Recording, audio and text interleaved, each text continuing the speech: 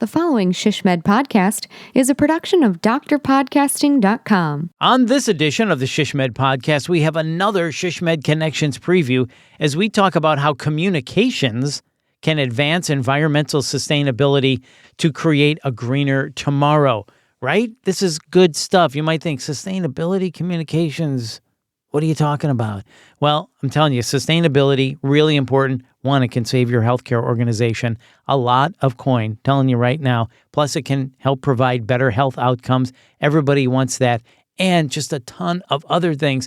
And we're going to tell you how communications can help that and get behind that and help build awareness and make that happen. So let's get to it, right? No. This is the ShishMed Podcast, Rapid Insights for healthcare strategy professionals in planning, business development, marketing, communications, and public relations. I'm your host, Bill Klaproth. And with me is Kara Brooks from the American Hospital Association and Brian Kawasaki from Providence. They will be presenting at this year's ShishMed Connections Conference, October 12th through the 14th in Dallas. Make sure you get yourself registered as soon as possible if you're not already. They're going to take a deep dive into how communications can advance environmental sustainability initiatives and create a greener tomorrow. Kara and Brian, welcome. Thanks for having us, Bill. This is really an exciting opportunity. Yeah, thanks, Bill. Really appreciate you hosting us. Yeah, Kara and Brian, thank you so much. We're very much looking forward to your session at ShishMed Connections coming up this fall in Dallas. Kara, let me start with you. So why is sustainability a focus for healthcare organizations? That's a great question, Bill. We're seeing that sustainability has become an increasingly important priority for healthcare organizations. And this is really driven by a few different factors. Probably one of the most important or one of the most immediate benefits is that of improved operational efficiency. And interestingly enough, we've been improving hospital operation efficiency for decades. This is things like long-term cost savings through energy conservation, waste reduction, recycling programs, and even some sustainable procurement practices. We've also seen, I think another really important factor is that sustainability strategies can enhance resiliency and emergency preparedness, which is really top of mind these days. Whether it's an emergency of a hurricane, a flood, or a fire, we've seen that need for increased resiliency and preparedness. And the way that sustainable practices can really help with that is there's a couple really good examples. One would be renewable energy sources and them providing the backup power during power outages. There's also supply chain disruptions that are problematic, and we've all seen that with IV bags and other shortages. And so we've seen hospitals get creative with using local sourcing for things like their food. There's also, I think it's really important to point out the clear connection between the environmental health and human health. As we look at in environmental health particularly, and poor air quality, we understand that that really contributes to respiratory and cardiovascular disease. And adopting sustainability practices can help healthcare organizations reinforce their mission to protect and improve the human health. The last thing that I'd like to point out, one of the drivers for healthcare organizations focusing on sustainability is around patients, staff, and communities becoming more environmentally conscious. We are seeing organizations that lead in sustainability, and that what they're doing is they're strengthening their reputation through doing this, attracting top talent, and really building that deeper community trust. Well, it seems like with sustainability, it's all on the positive side. Obviously, this is good for the bottom line and good for better patient outcomes. So it really seems to make sense. Brian, let me ask you this. How can communication teams then help advance sustainability initiatives within a healthcare organization? Yeah, thanks, Bill. I mean, communications teams do play a vital role in advancing sustainability efforts, right? I mean, this takes different forms, but shaping awareness, fostering engagement, and really just driving meaningful action.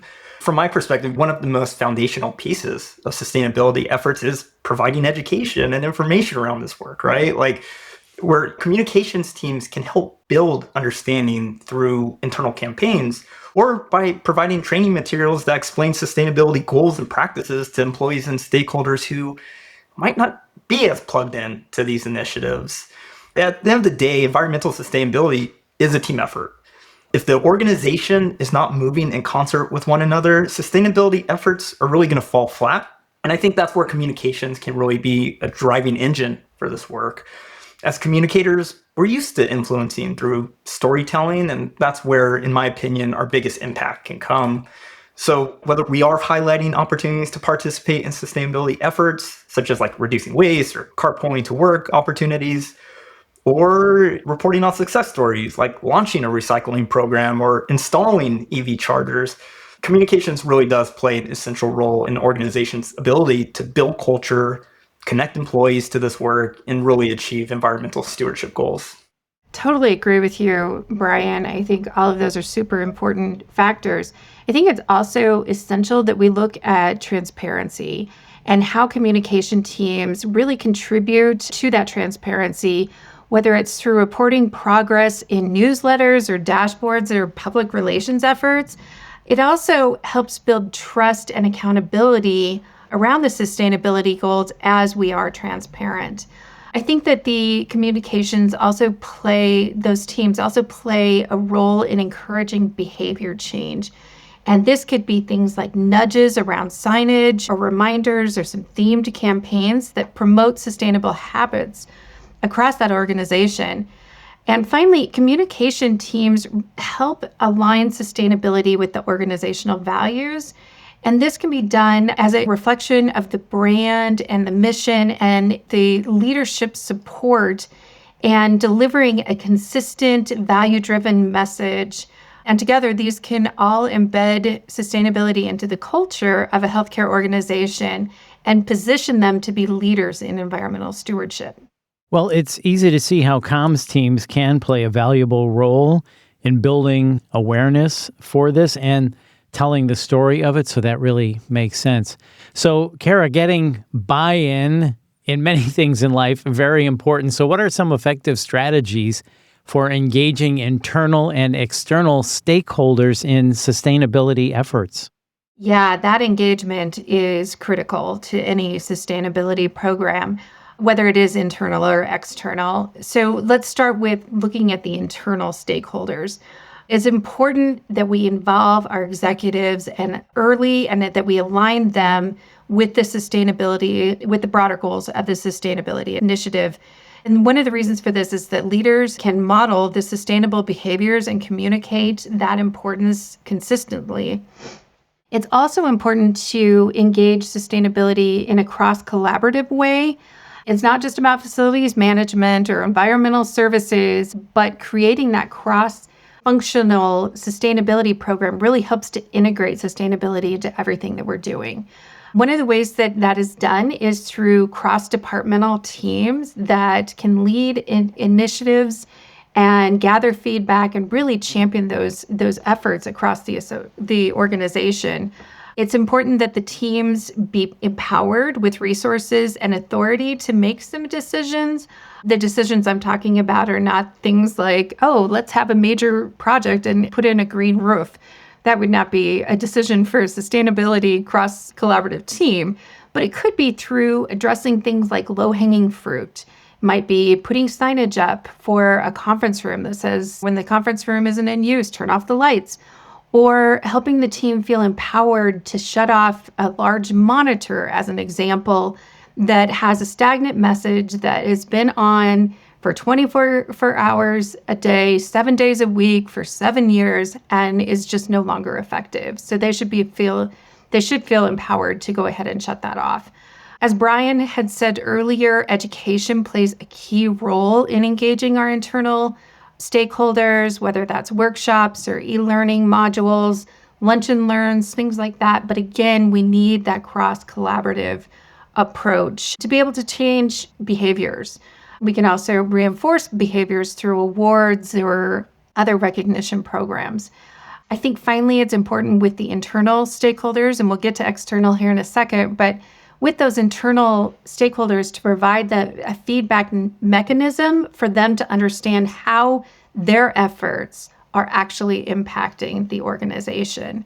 And that one thing that does is it really builds that trust and reinforces that this is a part of the culture, and that culture is one of continuous improvement. So just briefly, I'll get into external stakeholders. This is the broader community. And again, it's transparency. It's having that transparent communication mechanism. And it is key to really being able to engage them, whether that's through sharing sustainability goals or progress or challenges. It could be done through reports or websites.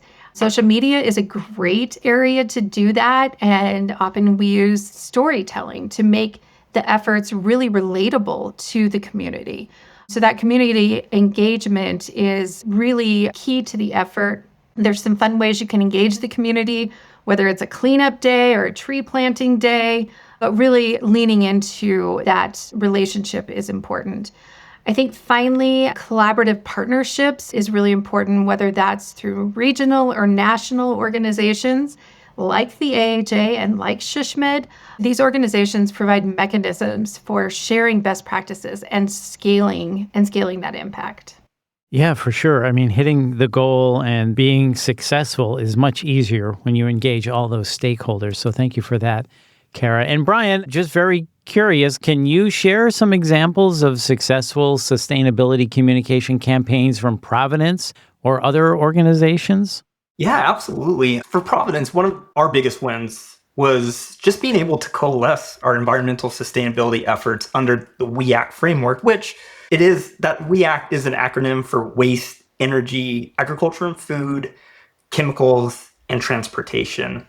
And it's just been a brand that people really gravitate toward, honestly, and have supported, I think, for a number of reasons, right? Like, it's simple, it's memorable, and it really breaks this sometimes really complicated work into pillars people can understand and relate to, even though it is a high-level framework. After we launched WEACT, we made sure to embed it into just about everything we produce, right? From like our environmental and social impact report to our data scorecard that tracks emissions across the entire organization, even like Teams backgrounds and email signatures and community events. And yeah, I mean, we even launched a suite of products with the WEACT name attached. So it really has been a brand that has permeated our environmental stewardship efforts and has helped create a culture conducive to achieving our goals. So that really was a big success for us. Although, Kara, I know you probably have a ton of great examples from other organizations across the country who have implemented some really compelling and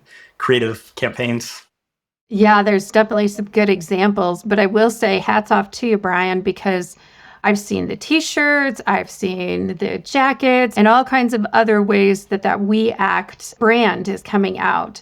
Just thinking about a few other organizations that have really had those strong communication efforts. One of them I think about is Kaiser Permanente. They really became a leader in communicating their own sustainability efforts. They did a campaign called A Healthier Tomorrow campaign, and it shared stories about its transition from renewable energy, waste reduction, and sustainable food sourcing. And what they did is they used videos and infographics and patient-centered messaging that connected environmental health with community and the well-being, and really reinforced that mission to improve total health. Another one that comes to mind is Gunderson Health. I think they're a great example. This work has been in place for many, many years for them. They went ahead and used a public-facing sustainability page to communicate their achievement goals. Interestingly, Gunderson became the first in the U.S. to achieve energy independence back in 2014, so over a decade ago. But they continue to share their updates on their renewable energy projects, their energy conservation, their recycling initiatives. And they've reported that in 2024 alone, they have saved $5.7 million in energy costs. And that is a figure that is great to highlight that the financial benefits of their efforts. That is amazing. 5.7 million.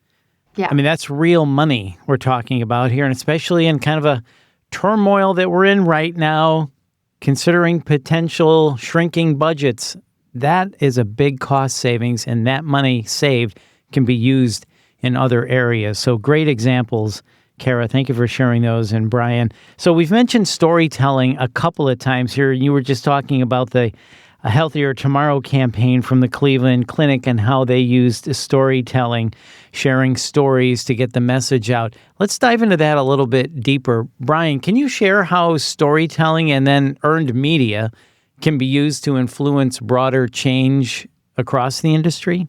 Oh, definitely. So a little bit of background about me is I lead national PR for Providence. So this might be a long-winded answer. I have a lot of thoughts around this. But storytelling and earned media really are powerful tools for driving broader change in healthcare, right? And in particular, in advancing environmental stewardship efforts.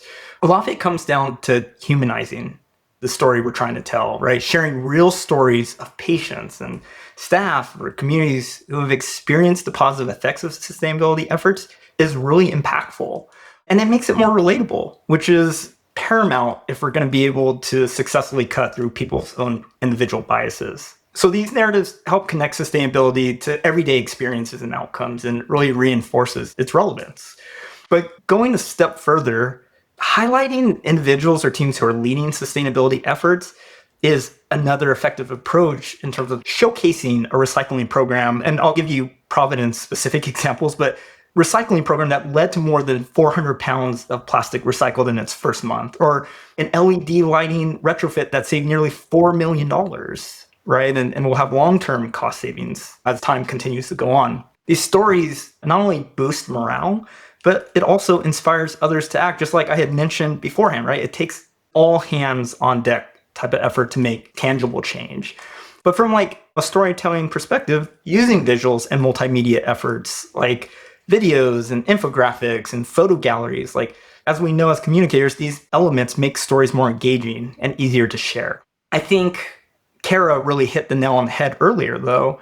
I think it's so important to frame sustainability as a natural extension of the healthcare mission. We're all here to protect health, to save lives, and really care for future generations. So if you can tie your environmental sustainability efforts to this core message and align it with the values of the organization, that really helps. When it comes to things like amplifying reach and credibility, working with your local media or industry media is huge, right? So pitching stories to healthcare trades, local news outlets, sustainability-focused media, this can all help spotlight achievements like launching a solar energy project or receiving a sustainability award like Practice Green Health. News stories bring that third-party validation, and quite honestly, I mean, it brings a certain level of legitimacy to this work. And then also, right, we want to make sure that we're providing data, which again adds credibility and demonstrates measurable impact. Lastly, like thought leadership opportunities are also huge when it comes to storytelling, right? Doing op-eds or executive interviews in like respected outlets really helps position organizations as a leader in sustainable healthcare, which obviously not only elevates the organization's profile, but contributes to shaping the broader conversation around sustainability in the industry. Yeah, that's another important factor, that thought leadership. As you mentioned, Brian, that's really important. I love how you said sharing real stories of the positive benefits and outcomes of sustainability campaigns, and then framing sustainability as part of the healthcare mission. I love that. That really makes a lot of sense.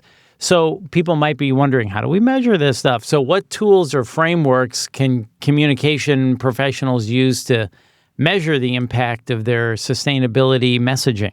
Yeah, great question. I mean, that's what we're always asking ourselves, right? It's like, how do we measure the impact of our work? And just like with everything else, I think it depends on the situation. But in broad terms, all of our typical key performance indicators are applicable here, which includes things like related to engagement, like email open rates or social media interactions. But the interesting thing about environmental sustainability is you can look at behavioral changes, right? Like, is there increased recycling at your hospital or reduced energy use? These indicators really do provide a snapshot of how audiences are responding to sustainability communications. But beyond that, yeah, like digital analytics, right? Tools like Google Analytics or social media insights, email marketing dashboards. These are all great. And then Kara mentioned getting surveys, sending out surveys, getting that feedback is also huge, right?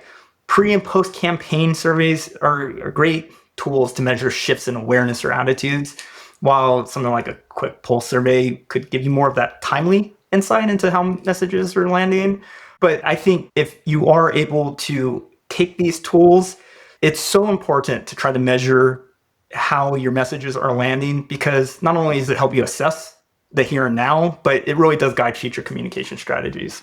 Yeah, I could see where all of that could help you understand it better. Certainly the surveys where you can learn how it is impacting, how people are perceiving it, and how you can change and modify as you go along. So you mentioned some pretty big names in the examples, you and Kara, Kaiser Permanente, Cleveland Clinic, Gunderson. For a smaller healthcare organization, small independent hospital, let's say, how can these smaller or resource-limited organizations begin building a sustainability communication strategy, Brian?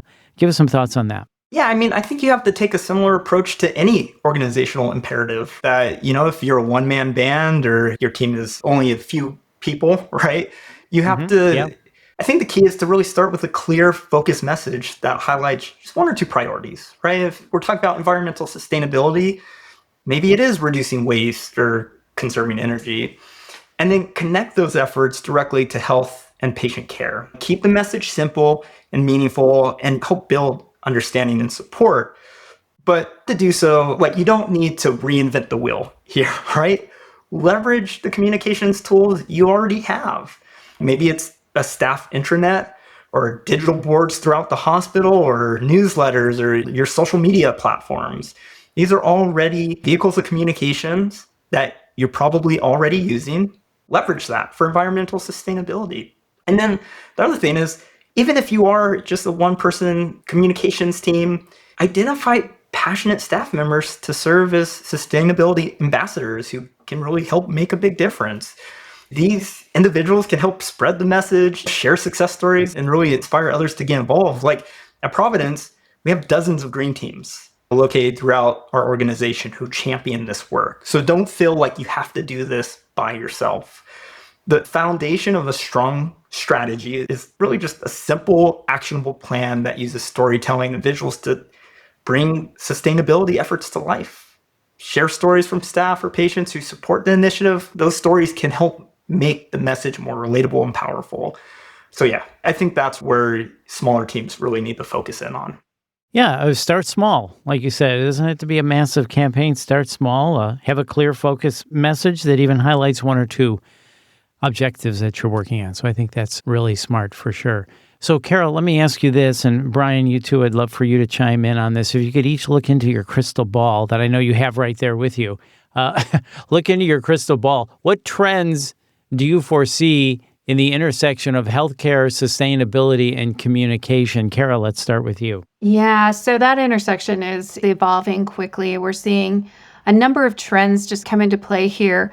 One shift that we've seen is, and we've already talked about it a few times here today, is connecting that community health with the environment. Healthcare organizations, we're seeing them increasingly use messages that empower patients and community to take a personal and a collective action that reinforce the idea that a healthier planet supports healthier people. Another trend falls into integrating behavioral science into communication strategies. And behavioral science can really assist with communication strategies. A great example of this that I think we have to think about, this is not a trend that we're seeing coming, this is a trend that we've seen, has to do with recycling. We've already talked a little bit about the recycling, we've talked a little bit about behavior change.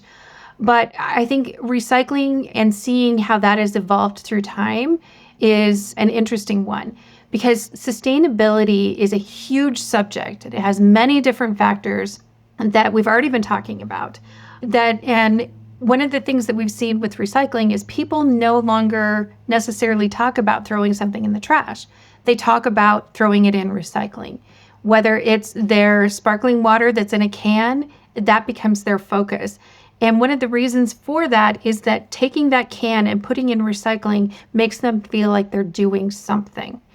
So I think with the intersection between health and communication and sustainability, really leaning into that behavioral science and those impacts and empowering the people to do what they feel is right. Digital tools, as Brian mentioned, are also playing a larger role, whether it's mobile apps or patient portals. We're seeing some of them being populated with sustainability tips. We see the messaging in all industries, whether it's airlines or automobiles or whatever, but really leaning into that and leaning into those portals that allow for that.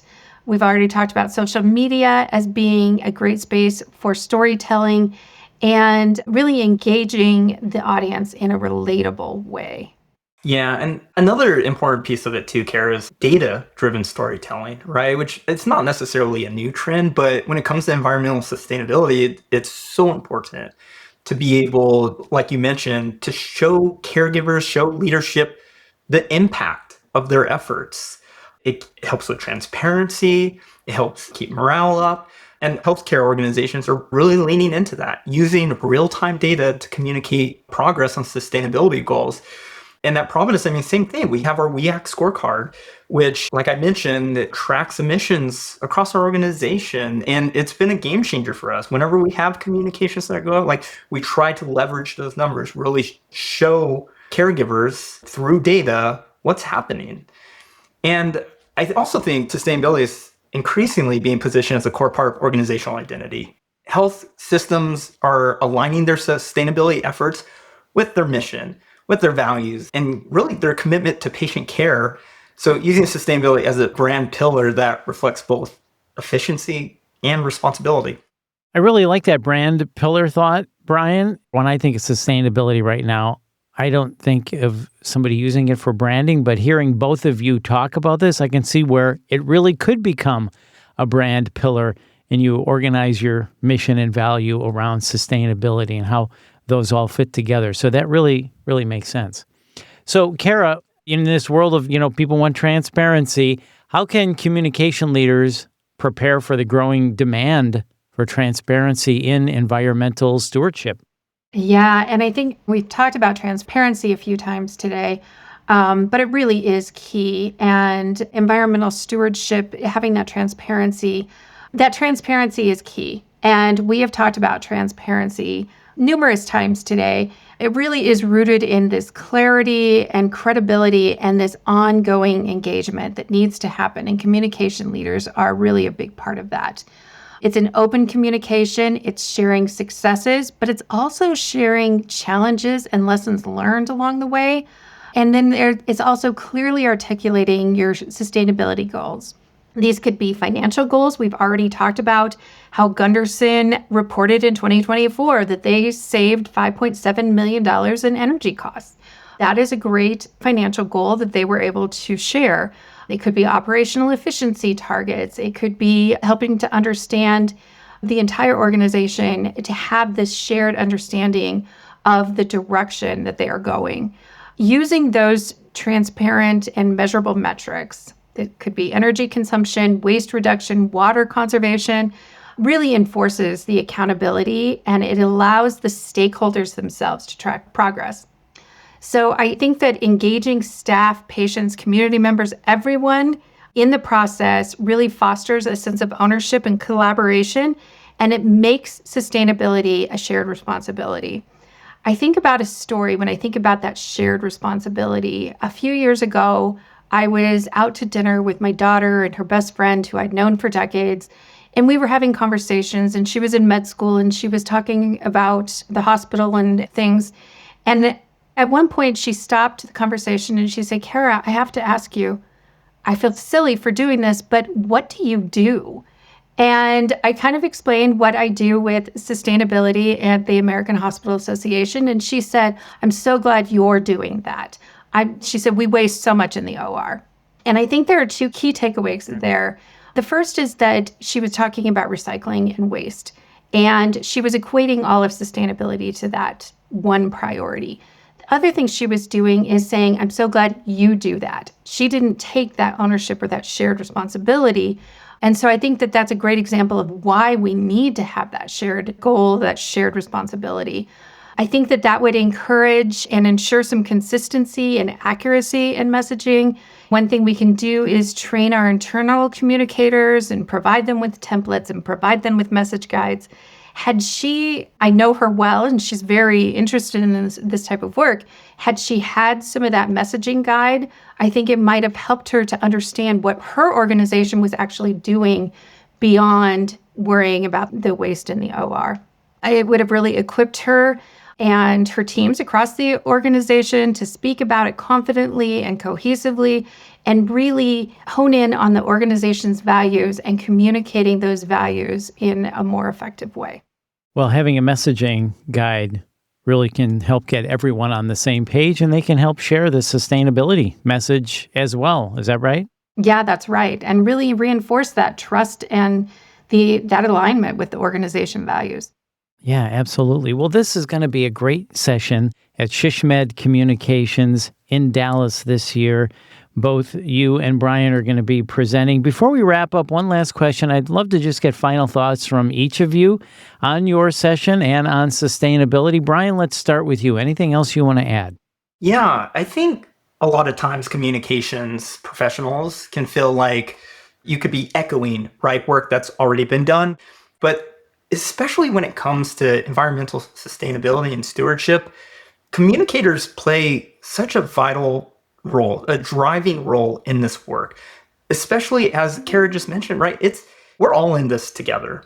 And so it takes all of us to take ownership and communications. And when you're talking about behavioral changes and influencing change, there's no better tool. Storytelling is one of the strongest ways to achieve these goals. So I think as this work becomes more important or more of a focal point for organizations, communicators should really think about leaning in and seeing how they can really support these initiatives.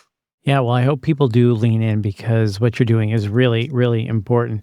And Kara, how about you? Final thoughts? Yeah, I just echo everything that Brian just said, but I will say that I think our session will be really interesting, and I'm really looking forward to building off of some of the topics that we've talked about here today and sharing more examples and being there for questions and answers too from our audience.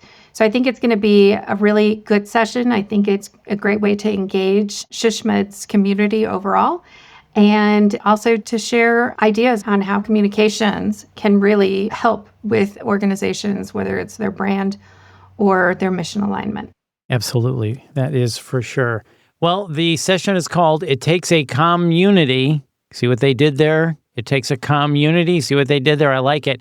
How communications can advance environmental sustainability initiatives and create a greener tomorrow. Kara and Brian, thank you so much for your time. Thanks for having us, Bill. Yeah, thanks for having us, Bill.